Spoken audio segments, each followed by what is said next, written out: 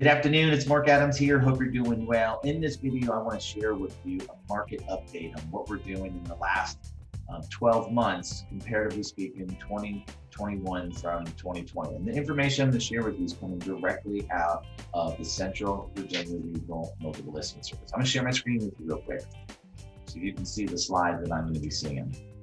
This is the median sales price. And if you look down here, these are all the properties, that's single family and condos together.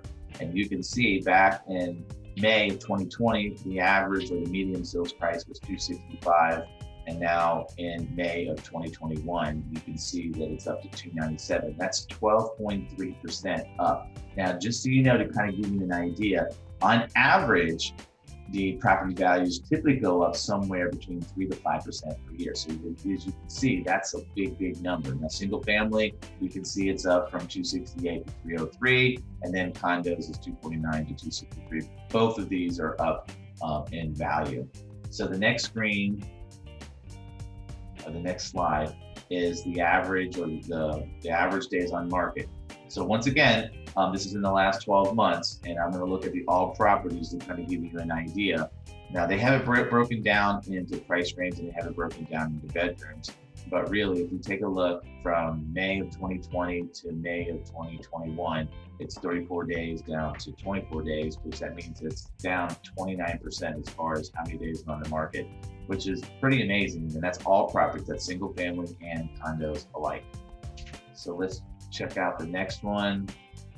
So this says here percent of original list price received. So what this means is what was it listed at and what did it sell for percentage wise of its original list price. Here we go back again to the all properties.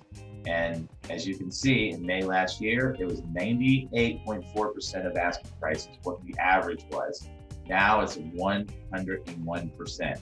So I don't know about you, but if you're a seller right now, that's pretty much guaranteeing your sales price based on this graph right here, which is amazing. Now you can see single family kind of mirrors all the properties, and then condo once again. So once again, as far as the seller's market is concerned, it's still a really good time to put your house on the market. Now buyers, I just wanted to share this with you. I know that some of you are kind of discouraged trying to jump in the market right now, and I totally understand. But what we're seeing is that property values and what all the industry experts are saying are going to continue to stay this way in this trajectory, meaning they're still going to go up. And one of the factors is that 70% of all homeowners right now have 50% or more equity in their house. 38% of all homeowners actually have their houses paid off, which means that if something happens and they need to sell their house, they're not going to lose money because they have so much equity. So what they're saying is, the economists are saying, is that our property values are going to stay the same trajectory. I mean, we're going to continue to go up. If that's the case, even though it's hard to get in the market right now, it may be worse next year because property values are going to go up. And right now you can take advantage of that awesome interest rate. So I just wanted to share that tip with you. Here's the inventory of homes for sale. So what this is saying is that last year in May, we had 3,172 homes on the market. And now there's 1,669. You can see that graph. So that's down like almost 47%. So that's like a big number.